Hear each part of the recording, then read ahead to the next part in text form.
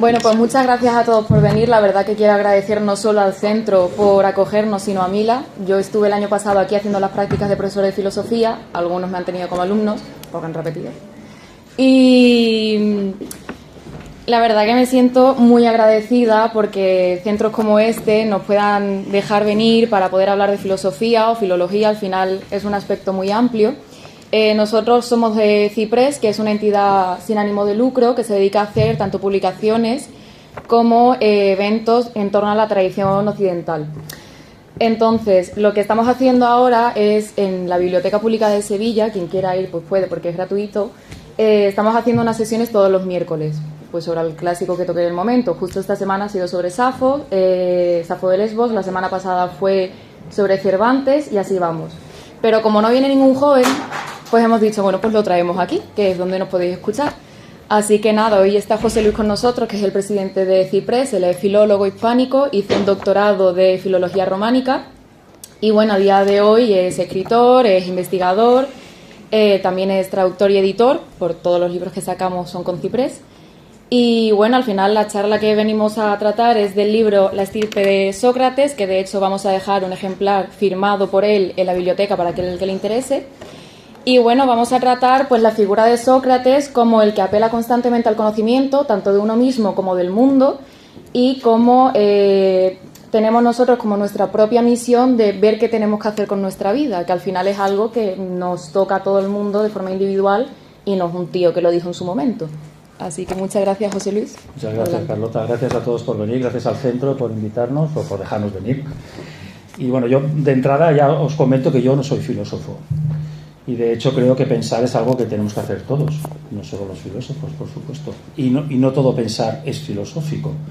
Y eso me parece que es importante, porque la filosofía es cierto que hoy en día en nuestra sociedad es casi la única que detenta esa llamada a pensar, pero lo cierto es que la tradición filosófica es muy variada. Los que estáis estudiando filosofía os habréis dado cuenta de que a veces os hablan de unas cosas, las categorías, las ideas, el argumento ontológico de la existencia de Dios, etcétera. Y entonces a lo mejor puede quedar un poco desdibujado ese itinerario de la filosofía, que parece que unas veces se inclina por unos temas, otras veces por otros. Y yo, que no soy filósofo, pero simpatizo con los filósofos porque son temas interesantes y que en unos casos pues me atrae como los explican, otros casos no. Por ejemplo, pues Kant a mí personalmente pues me abruma, vamos a decirlo así. En cambio Heidegger, que tiene fama de ser incomprensible, pues me interesa. O sea que cada cual también en la filosofía tiene su propia tarea, ¿no?, que realizar. Yo me llamo a mí mismo humanista, que es un concepto que, bueno, a lo mejor todo nos suena como bien, muy vago, en fin, la humanidad, hay que ser buenas personas, que también. Pero lo cierto es que el humanismo es una tradición de una serie de autores que la mayoría no eran filósofos, bueno, no sé, Cicerón, Séneca, Petrarca, Erasmo, eran personas como nosotros, eran personas normales que se dedicaban a lo suyo y además a pensar. Había poetas, había políticos, oradores, cada cual tenía su profesión, pero eso no quiere decir que no tuvieran que pensar en la vida. Y al final lo que los humanistas intentamos es recordarnos, como hacía Sócrates, que tenemos que pensar. Pero me parece que es importante este concepto, ¿no?, pensar. Pero claro, cuando uno oye, piensa lo que haces, piensa lo que dices, enseguida le viene a la cabeza lo de, en fin, ¿sabes?, ¿no?, cavilar, darle vueltas a la cabeza, a la idea, como un chicle, ¿no? Y claro, yo entiendo que eso no es lo que Sócrates, que se entiende, es el padre de esta línea de pensamiento, no creo que sea racionalista. Nietzsche, por ejemplo, le acusaba de ser el padre del racionalismo. Yo no creo que fuera un racionalista. De hecho, Sócrates pensaba para algo, pensaba para vivir bien, para convivir bien entre todos, y sobre todo pensaba con. O sea, no se dedicaba a pensar en su pensadero, que esto es una figura muy graciosa que un autor de teatro, Aristófanes, imaginó en una obra de teatro en la que salía Sócrates como personaje, ¿no?, y le caricaturizaba y decía que estaba todo el día en su pensadero, colgado de una cesta, pensando en cosas vagas. No es así. O sea, Sócrates realmente, como muchos ya sabéis, estaba todo el día en la plaza pública. Hoy a lo mejor pues estaría en Facebook. En Twitter no, pero en Facebook seguramente sí.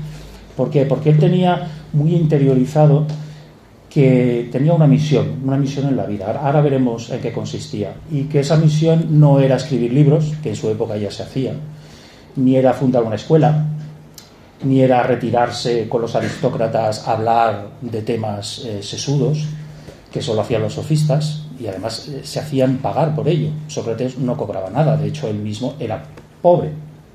Incluso le acusaban de ser profesor de miseria. Dicen, bueno, tú que sabes tanto, tú que siempre nos estás corrigiendo, nos estás leyendo la cartilla, fíjate cómo vas siempre con la misma capa, vas siempre con unas sandalias. ¿De qué te sirve saber tanto si al final pues no te sirve para nada? Y él siempre decía lo mismo: me sirve para ser mejor persona o intentar serlo, y para ayudaros a vosotros a que hagáis lo mismo.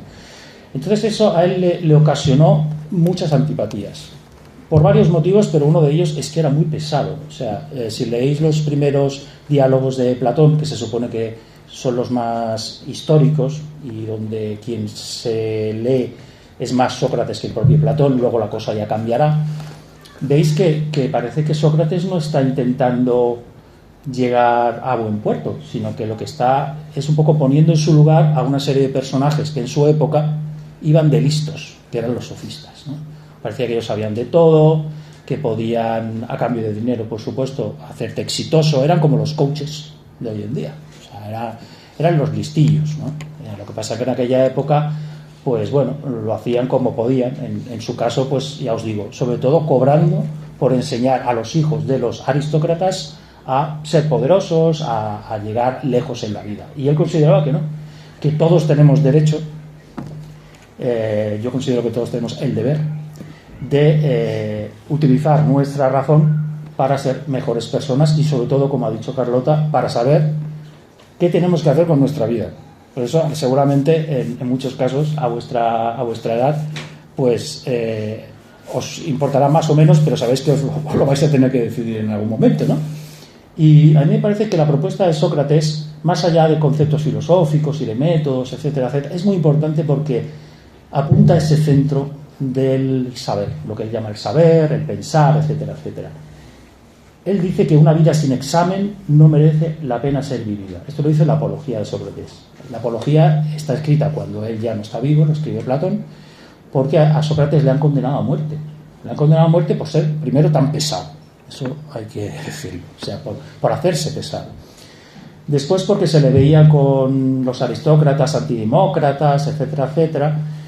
Y porque era un personaje que al final perturbaba con sus preguntas, con sus manifestaciones, etcétera, etcétera. Entonces se le sometió a juicio y él explicó, al parecer, por lo que nos cuenta Platón, explicó por qué había llegado a ser como era, por qué hacía lo que hacía.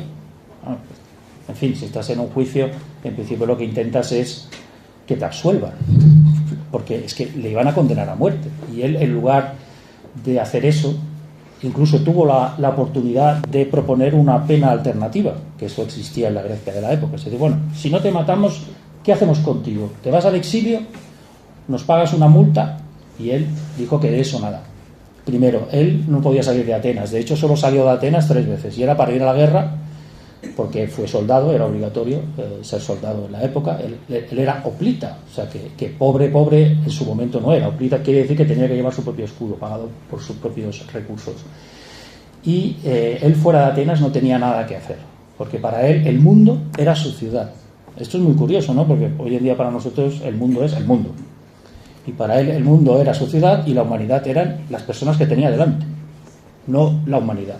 O sea, realmente eso es un concepto que vamos a descubrir poco a poco, sobre todo a partir del helenismo y con Roma más todavía y con el cristianismo todavía más, pero en aquella época, imaginaos cómo era la cosa, que para muchos atenienses, los que no eran atenienses o helenos eran bárbaros, o sea, prácticamente, como decir, pseudohumanos. O sea, hasta ahí llegaba la cosa. Había algún sofista que ya empezaba a decir que no había que distinguir entre helenos y bárbaros, porque todos al final respirábamos.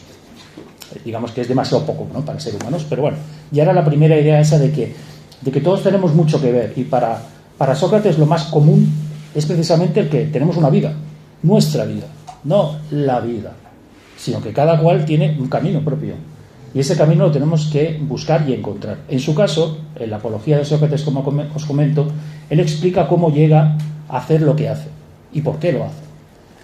Entonces, claro, a nosotros nos puede sonar un poco extraño como lo explica. Hay que ponerse en el contexto del siglo V antes de Cristo, pero se puede traducir. Él viene a decir que desde que era joven sentía una voz. Él le llama el daimon. Seguramente ya habéis oído hablar de él, que podríamos decir la voz de la conciencia o algo que no podemos amordazar.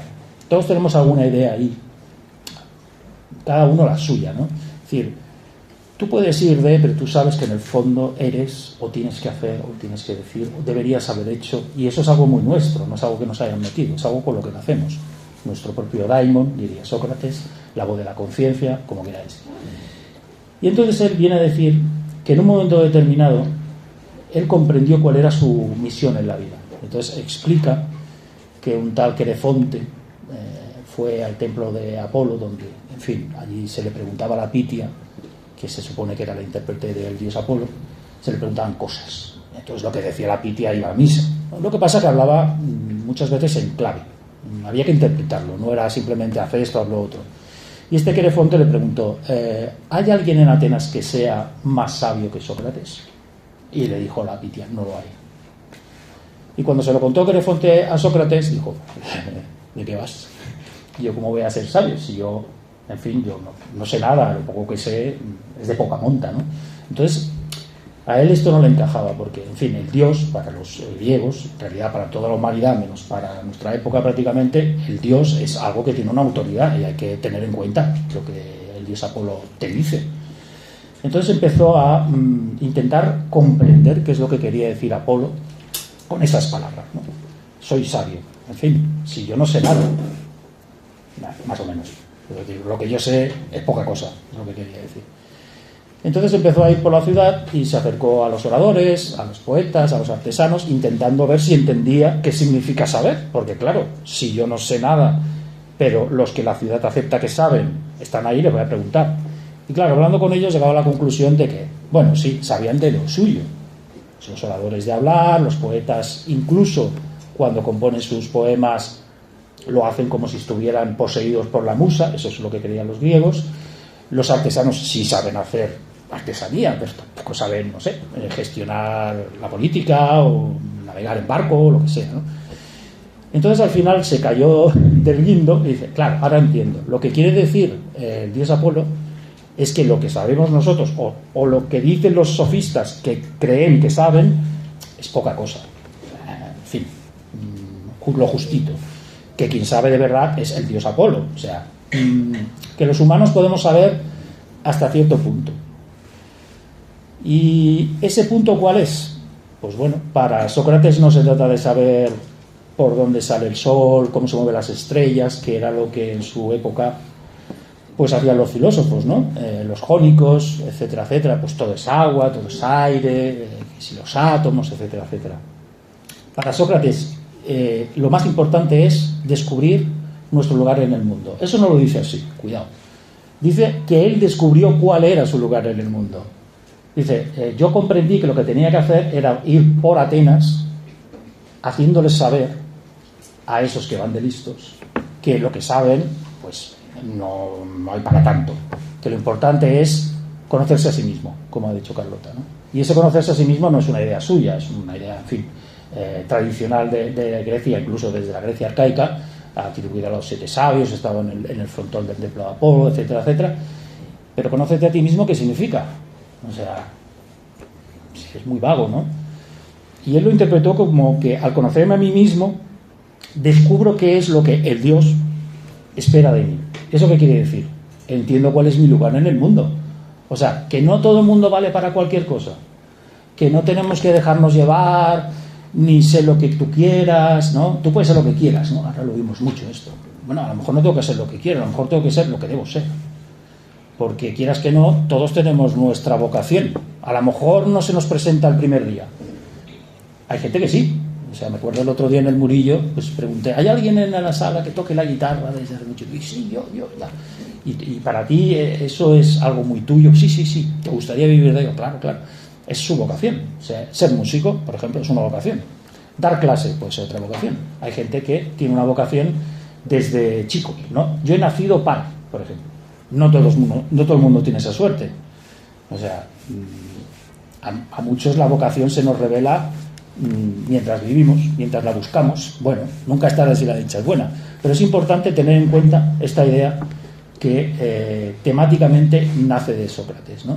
Es decir, que todos tenemos un lugar en el mundo, pero claro, ¿qué significa eso? Pues que el mundo está ordenado, es como un puzzle. Todos tenemos un lugar en el puzzle. Imaginaos, el otro día me venía una idea para un meme, que ojalá lo haga alguien, ¿no? Vemos a una pieza de un puzzle en el bar, bebiendo, como decepcionado. Nadie cuenta conmigo, no valgo para nada, porque es la típica pieza del puzzle que es azul, donde no hay ningún detalle, ¿no? Nadie piensa en ella. Y en la otra viñeta se ve al puzzle entero dónde está la pieza que nos falta, ¿no? Porque esa pieza chiquitita donde solo se ve el azul es la que falta para completar el puzzle, ¿no? Es una idea clásica, o sea, no es una idea moderna. Esto en nuestros días, eso no hay quien lo defienda. O sea, que ¿cómo que el mundo está ordenado? ¿Cómo que todos tenemos un lugar en el mundo? ¿Eso qué es? Si el mundo es un caos, todo el mundo hace lo que le da la gana, vamos aquí para allá, somos libres como una hoja seca, ¿no? Como decía la canción. En fin, las hojas secas no son libres, ¿no? las menea el viento. Entonces a mí me parece que esta idea es importante.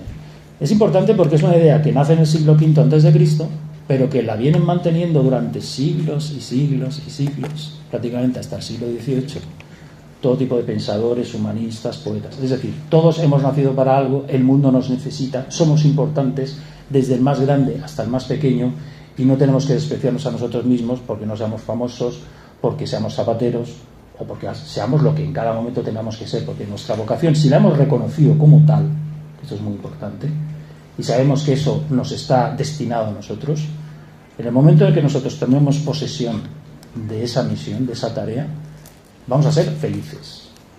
Claro, la palabra feliz hoy en día está como muy desprestigiada, ¿no? ¿Qué es ser feliz? En fin, estar todo el día con una sonrisa en la cara, estar eufórico, ir por la calle abrazando a desconocidos. No, el concepto de felicidad para los clásicos es algo muy serio. De hecho, es lo más serio. Aristóteles llegó a decir en su Ética Nicómaco que el ser humano tiene la obligación de ser feliz. Pero claro, ¿qué significa ser feliz? Pues ocupar el lugar que te está destinado. Y para eso tienes que estar convencido de que el mundo tiene un orden, y dentro de ese orden yo tengo un espacio. Es complicado porque en nuestra época todo está como muy abierto, ¿no? Y muy fluido, de aquí para allá, las cosas se mezclan, van y vienen. Hoy en día te veo, mañana no te reconozco, si te he visto no me acuerdo, aquí te pillo, aquí te mato, en fin, lo de cada día. Yo creo que esa es la consecuencia de haber olvidado esa dimensión a la que Sócrates nos invita, que es conócete a ti mismo, porque conociendo lo que tú tienes que hacer en el mundo, vas a encontrarte en tu lugar. Y cuando tú tienes tu lugar, tienes lo que Sócrates o los traductores llaman la dignidad. Yo creo que esa palabra es bastante interesante, ¿no? Porque si pensemos, mira, ha perdido la dignidad. Cuando vemos esa frase es casi lo peor, ¿no? Es como decir, se ha caído por el suelo, se ha degradado, no le reconozco, no sé quién es, ni él mismo se reconoce. ¿Por qué? Porque la dignidad es ese espacio del cual nadie nos debería sacar nunca. Es un límite en el cual nosotros nos ajustamos. Y ese límite es el que nos da nuestra propia percepción de la misión que tenemos en la vida.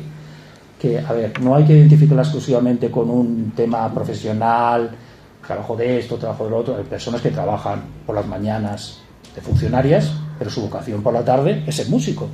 Y de hecho se han hecho hasta famosos siendo músico. Famosos en su escala, ¿no? Pero su vocación es ser músico. Bueno, pues a él le compensa, a esa persona le compensa invertir esa mañana trabajando de funcionario o en la obra o donde sea, que todo tiene su valor y su importancia, porque su auténtica vocación sabe cuál es. Quiero decir, es importante tener en cuenta que la vocación afecta a lo que hacemos, pero no exclusivamente en un sentido profesional o laboral, para no mezclar los términos.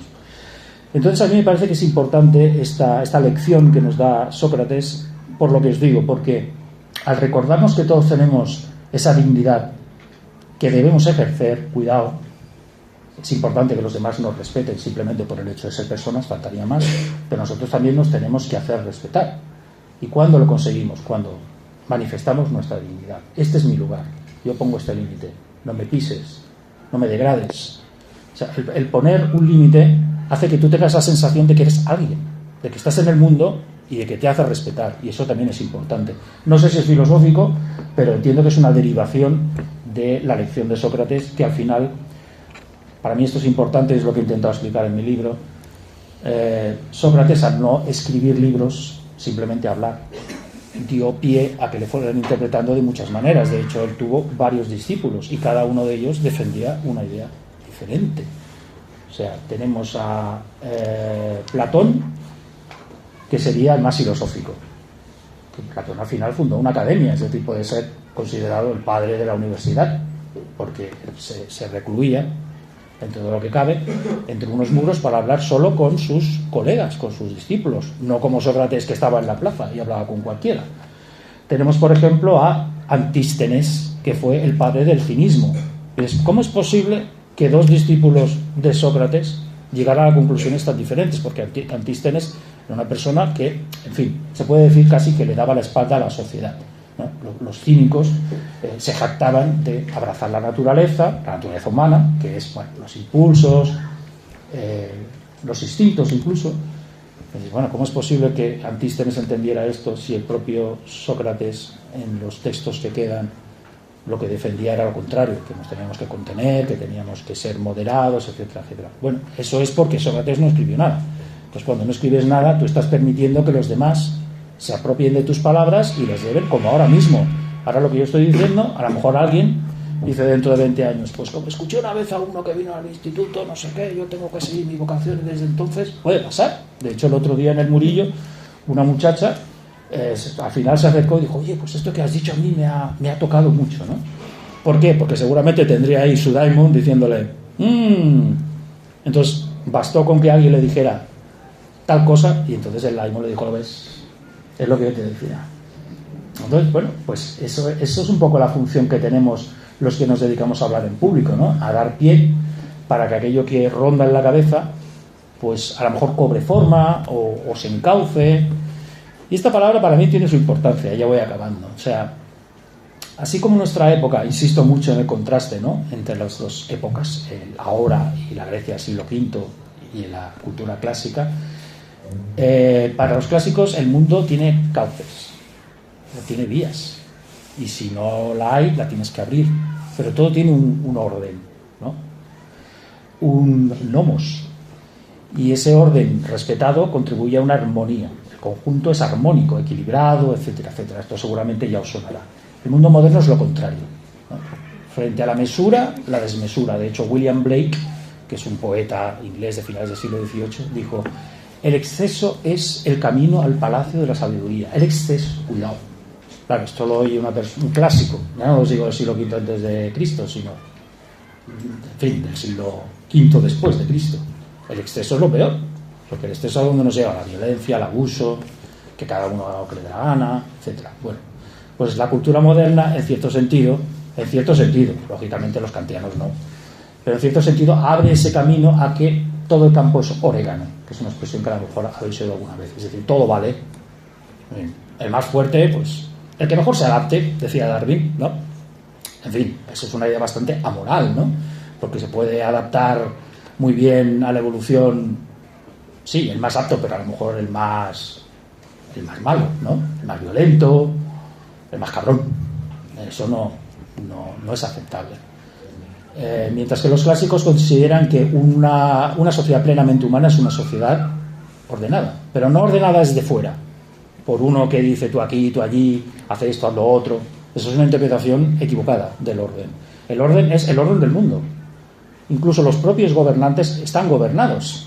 Eso es una idea muy, muy bonita que no podré desarrollar, pero que en la teoría política del siglo XVII, por ejemplo, se percibe mucho que el primero que sabe que está obedeciendo es el rey. ¿Por qué? Porque se da cuenta de que él no es quien para disponer de su poder a su antojo, tiene que ponerlo al servicio de algo.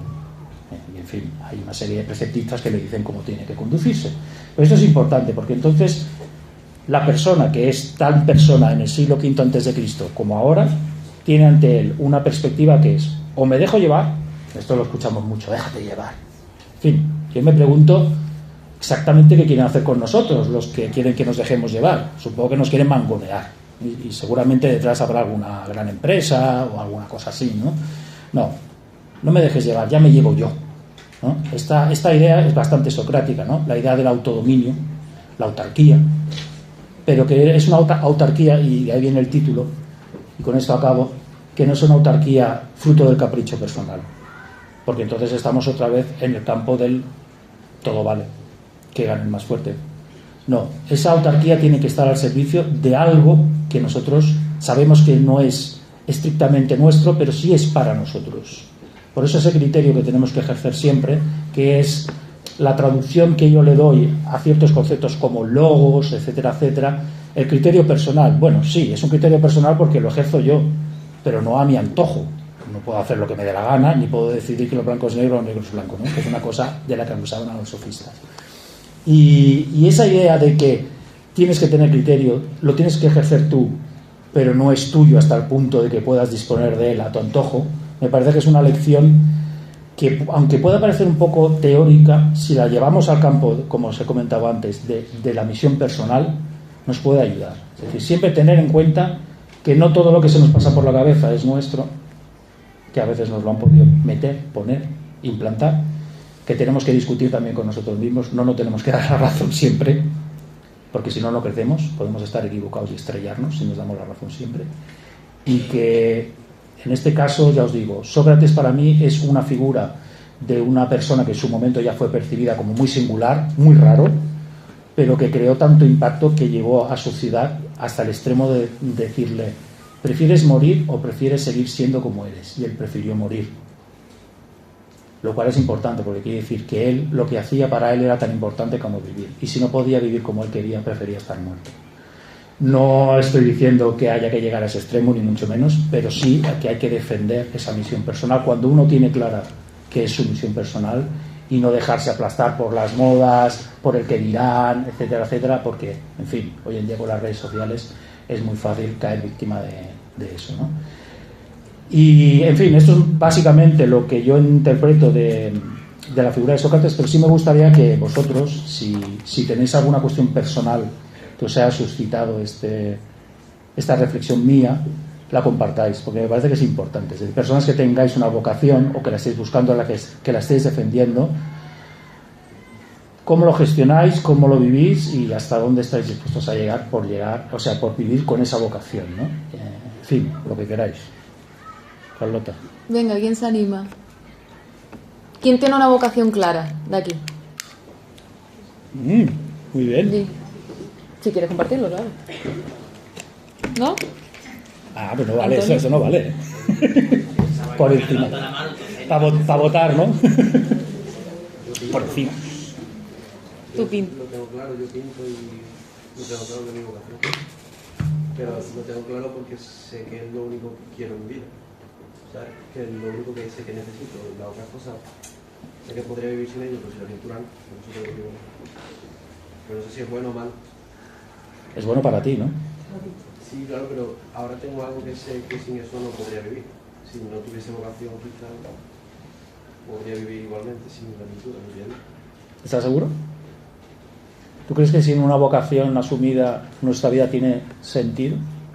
¿O vivimos un poco como los animales?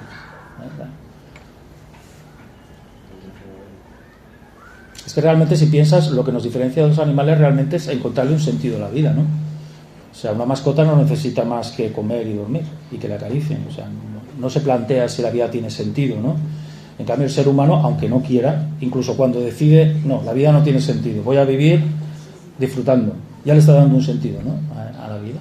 Entonces, es importante eso. Bueno, sí, podrías seguir viviendo, claro, no te vas a morir si no pintas, ¿no? Pero tu vida tendría sentido. Entonces, esa es la cuestión.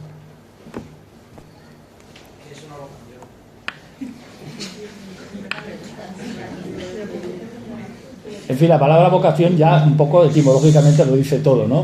Vocatio viene de llamada, ¿no? Es algo a lo que te sientes llamado, ¿no? Algo que te atañe solo a ti. Yo por eso pongo mucho énfasis en que la vocación puede ser, como en el caso del compañero, una vocación artística, que quizás es la más característica, ¿no? También hay personas que tienen una vocación futbolística, pero eso da hasta donde da, 30, 35, 40 años, no da más. Pero después hay vocaciones que sobrevienen. Hay personas que a lo mejor se caen del caballo, ¿no? Es el caso de San Pablo, ¿no? San Pablo se dedicaba a perseguir a los cristianos hasta que un día se cayó del caballo, literalmente, y entonces entendió que él lo que tenía que hacer era defender el cristianismo. Empezó a escribir cartas, etcétera, etcétera. Es decir, la vocación no quiere decir que sea fija, pero desde luego que te atañe solo a ti. Entonces, no hay que tampoco magnificarlo. Por eso digo que en su caso, que es muy claro, una pintura, además, podrá ser mejor o peor pintor, pero está claro que sin eso no se sentiría él. O sea que yo me gusta poner como una pregunta clave. ¿Tú pagarías por hacer eso? Yo pagaría por hablaros. No cobro nada, pero tampoco he pagado todavía, ¿no? Ah, muy bueno, muy bueno. Pero no te voy a aceptar, porque entonces estaría siendo un sofista. Pero quiero decirte, es importante eso, ¿no? Y además, a mí me parece que el tema de descubrir la vocación no es simplemente yo pienso, a ver, hasta ver si... No, es también actuando, ¿no? Te das cuenta, por ejemplo, un día empecé a pintar y me di cuenta, pues mira, oye, qué bonito eso que haces. Ah, sí, ¿te gusta? Ah, pues voy a seguir pintando. Quiero decir, eso también es en diálogo con tu propia vida, con los hechos. Y a veces es perfectamente posible una persona que su vida no le ha dado la oportunidad de descubrir su vocación, a lo mejor hasta tarde. O sea, el otro día puse un ejemplo de un profesor de ciencias, ¿no? Que él en su vida había escrito. Él daba sus clases de ciencias, pero siempre en sus clases decía grandes frases, ¿no? Frases célebres, aforismos, sentencias y tal. Y a sus alumnos les hacía mucha gracia. Oye, estas frases, y las apuntaban, y un día al final, cuando se jubiló, le regalaron un libro con todas las frases que él había dicho. Entonces se le encendió la bombilla. Hizo un taller literario, empezó a escribir aforismos, y desde entonces ha publicado 5 libros de aforismos, uno de los cuales se lo he editado yo. Es un hombre que vive en Canarias. Quiero decirte, no descubrió su vocación aforística hasta que tuvo 65 años. Ya sé que no tenés que esperar tanto. ¿Sabes lo que te quiero decir? Que aquello para lo cual estás dotado, en unos casos puede ser algo artístico, puede ser literario, puede ser profesional o puede ser personal. O sea, yo por ejemplo, pues voy a hablar de mí, ¿no? Ya que no quieres tú hablar de ti, voy a hablar yo de mí. Yo cuando fui padre... ¿Ian? Perdón. Sí, estaba a punto de decir una frase cargadita. Yo no descubrí mi vocación mi vocación paternal hasta que no fui padre. O sea, yo con mi bebé en brazos me di cuenta de que yo había nacido para ser padre. Fíjate hasta qué punto puede llegar la vocación, que es hasta que no estás en ello no te das cuenta de yo estoy hecho para esto, ¿no? Quiero decir, las vocaciones tienen muchos pliegues, muchas facetas. No hay que exclusivamente centrarnos en el tema ¿a qué me voy a dedicar? Y yo estoy convencido, porque si no, no estaría hablando así, de que todos tenemos nuestro papel en el mundo. Y todos son importantes, porque un puzzle sin una pieza no va a estar completo. Y a lo mejor esa pieza es simplemente la esquina de color azul. Pero el puzzle te necesita. Pues haz lo que tienes que hacer para estar en el puzzle. Es un poco la idea esta. ¿Tenemos ya o no? Ay, me estás aquí. No te puedes camuflar. Camuflar ha sido de lo contrario, ¿eh? Sí. No todas las vocaciones son buenas, ¿no? No. Una buena observación. Es una buena observación. Porque podemos creer que nuestra vocación es ser sicario. Se me da bien, me pagan, me permite una buena vida. No, claro. Hay unos márgenes, unos límites, ¿no? Que esto es muy importante en la cultura clásica, los límites. O sea, el límite de no hacer daño a nadie. Eso es importante, ¿no?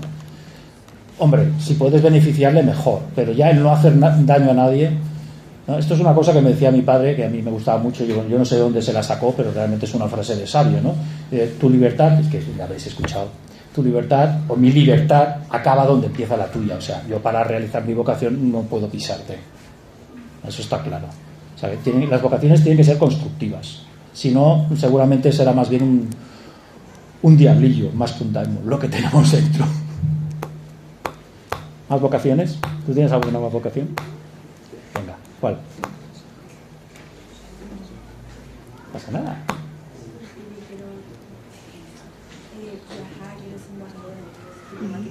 Diplomática. Bueno, pues eso es importante, porque es una vocación que te va a exigir mucho. Y yo creo que uno reconoce cuál es su vocación por el número y la cantidad y calidad de sacrificios que está dispuesto a hacer, ¿no? Yo decía antes, yo pagaría por... O sea, a lo mejor, pues yo dejaría de salir los fines de semana para estudiarme el temario. O eso al final es donde te das cuenta. O sea, en su caso, pues yo pongo la pintura por encima de todo, vamos a decir. Pues eso tiene toda la pinta de que es una vocación, ¿no? Luego tiene que acompañarte el talento, que eso también es importante, ¿no? Porque la naturaleza nos ha dado un talento. Y hay personas que se quieren dedicar a la música y a lo mejor no pueden ser músicos profesionales, pero pueden ser músicos en una orquesta de fiesta mayor o músicos de estudio. Quiero decir, no hay que entender la vocación en un sentido demasiado restrictivo, porque uno a lo mejor puede tender a y se da cuenta de que cuando está allí no era esto, lo vi mal, lo interpreté mal, pero sí lo puedo, a lo mejor en tu caso, pues embajadora, pues me parece que podría estar a gusto. A lo mejor llega el momento y dices, pues más que embajadora preferiría ser, sí, estar en el extranjero y tal, pero, y lo vas ajustando, ¿no? Porque no es que se te presente una imagen y te diga, tú vas a ser, ¿no? Hombre, hay algunos casos, pero normalmente hay que trabajárselo un poquito, ¿no? Pero es importante, sobre todo, el ir perfilando eso, ¿no? Y medirse con esa vocación. ¿Hasta dónde estoy dispuesto a llegar? Pues eso es señal de algo, y meterse por ahí. O sea, que yo te animo. ¿Y por el contrario, alguien no tiene vocación? Bueno, no sé si lo has visto que iba a añadir algo. Quiero que diga lo que sea antes porque... No, Vivi. Lo puedes. Es que me da cosa porque te cambio de tema, pero es que no me quiero tampoco... Bueno, yo también he cambiado de tema. ¿Sí? Antes has dicho que Sócrates tendría Facebook pero no tendría Twitter. ¿Tendría qué? Facebook pero no tendría Twitter. ¿Lo has Claro. dicho por algo concreto? Sí, lo que pasa es que todos esos aspectos más filosóficos los he dejado un poco de lado porque me parece que os puede ser más útil todo de lo que os he hablado, porque también es de lo que hablo en mi libro, que estará en la biblioteca, por cierto, y si alguien tiene interés también lo tengo colgado en la web para poderlo leer gratis. El método socrático, que os habrán explicado, sabéis, está en filosofía, que es la mayéutica, consiste un poco en atosigar a tu interlocutor, pero de una manera seria, es decir, no simplemente con zascas. Eso en el mundo de los sofistas acabó degenerando en algo que se llamó la erística. La erística era a ver quién deja en ridículo al otro, a ver quién le deja con la palabra en la boca. Es verdad que los primeros diálogos platónicos, Sócrates tiene toda la pinta de comportarse así, pero es porque lo que hace es darle de su propia medicina a sus interlocutores sofistas, no porque él sea así. De hecho, en otras obras, por ejemplo en Jenofonte, en la Memorabilia, que fue discípulo de Sócrates pero durante la juventud, y cuando ya era mayor escribió sus recuerdos. Se dice que son recuerdos un poquito reconstruidos, porque las cosas que dice más parecen de Jenofonte que de Sócrates, pero bueno, más o menos la idea sí es la que nosotros esperamos de Sócrates, ¿no? Entonces ahí los discursos son más largos, más articulados, y ponen énfasis en algo que en su época debía estar muy escaso, que era la sensatez, ¿no? Que es algo que los griegos habían defendido siempre, ¿no? Ese sensato, ¿no? De hecho, Jenofonte incide que antes de explicarles cosas concretas, intentaba que fueran sensatos, porque claro, si tú una persona bien dotada, esto lo dice Jenofonte, una persona muy inteligente, un superdotado, no le educas, no le das unas pautas morales, no le indicas o le invitas a seguir unos caminos, se puede echar a perder. Un genio, muchos genios han acabado mal por eso, porque nadie les ha educado o porque no se han educado a sí mismos. Entonces esa autodisciplina, que yo voy a poner un ejemplo para que me entendáis, pero es un ejemplo. La autodisciplina hay que entenderla como un atleta. Yo, por ejemplo, quiero ir a las Olimpiadas, ¿no? Y yo quiero ganar la medalla de oro, quiero batir mi propio récord o lo que sea. ¿Cómo lo voy a conseguir? Hombre, hay algún futbolista que sale por las noches y luego mete muchos goles, pero no suelen ser la mayoría. O sea, los atletas de verdad son autodisciplinados, tienen una dieta, se controlan, ¿no? ¿Por qué? Porque tienen una meta. Y eso, hay una frase, es que ahora me viene al pelo, hay una frase que leí ayer justo en una historia de la filosofía griega que dice lo siguiente, y que viene a repetir lo que estamos diciendo. Dice: Sócrates tenía la convicción de que la vida no era un caos sin significado, o sea, que tenía sentido, ni la broma de un alto poder insensible, porque los griegos arcaicos pensaban que Zeus no había manera de saber lo que quería de nosotros, que hacía lo que le daba la gana con los seres humanos, sino que tenía una dirección y un propósito definidos, o sea, una meta, pero no una meta genérica, que luego los filósofos acababan diciendo, bueno, la vida contemplativa, ¿no? Aristóteles. En fin, la vida contemplativa se podrán dedicar los filósofos, los que no quieran ser profesores, claro. Pero el resto de seres humanos, ¿qué es la vida contemplativa? En fin, ahora el Byung-Chul Han está, que es la vida contemplativa. Bueno, o sea, la vida contemplativa se tiene que traducir en algo, ¿no? Porque como si todos nos dedicamos a filosofar, no sé, ¿quién va a cosechar los campos? ¿Quién va a hacer las casas? Quiero decirte que el tener claro ese propósito que dice aquí. Otro historiador importantísimo, ¿no? Jäger, en Paideia, que es un libro maravilloso, que está en PDF gratis. Dice: la verdadera esencia de la educación consiste en poner al hombre en condiciones de alcanzar la verdadera meta de la vida.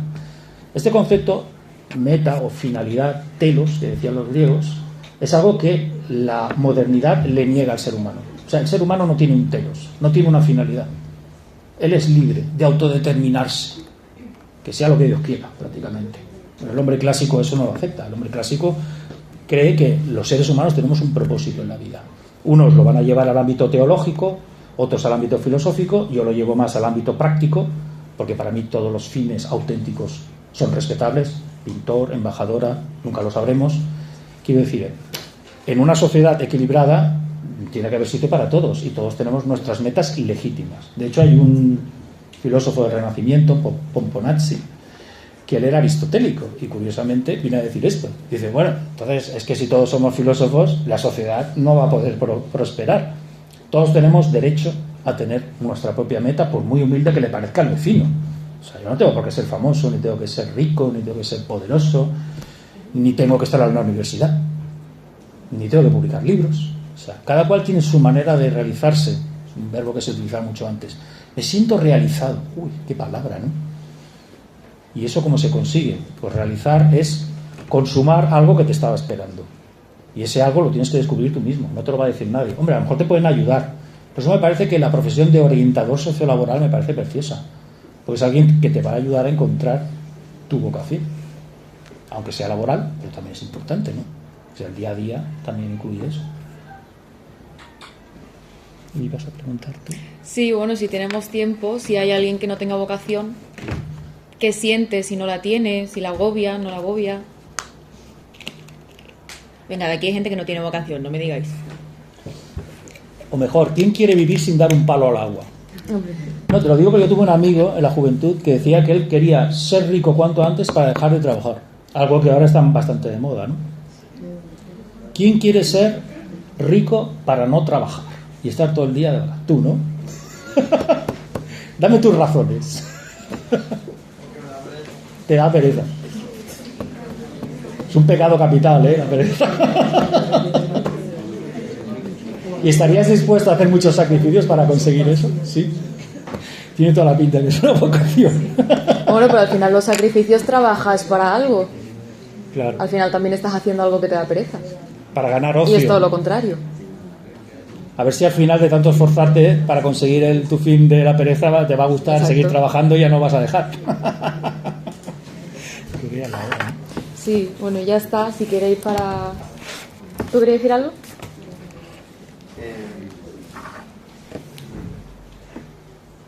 No sé, es que básicamente en verdad sí, realmente la vocación sí yo creo que puede ser así como un método para alcanzar. Yo creo que también es un poco en verdad el fin como tal de toda persona, aún siendo diferente, realmente es mismo, ¿no? Que la eudemonía, la felicidad, ¿no? Y a ver, es verdad que no sé qué eso de para cada nacido es importante, ¿no? Pero también creo que pues en general como no sé, tú por ejemplo cosas como tus amigos o tus relaciones son como bastante más, o sea, tampoco es como que, o sea, que en plan, seguramente creo que si alianzas como tú no también alcanzarías como tus amigos como que te apoyan en eso, pero no sé, yo creo que también sería como las relaciones son una cosa importante, ¿no? Así como para poder o sea, que tú quieres poner en valor las relaciones humanas frente a la percepción que puede haber dado que todo es demasiado solitario, ¿no? Quizás.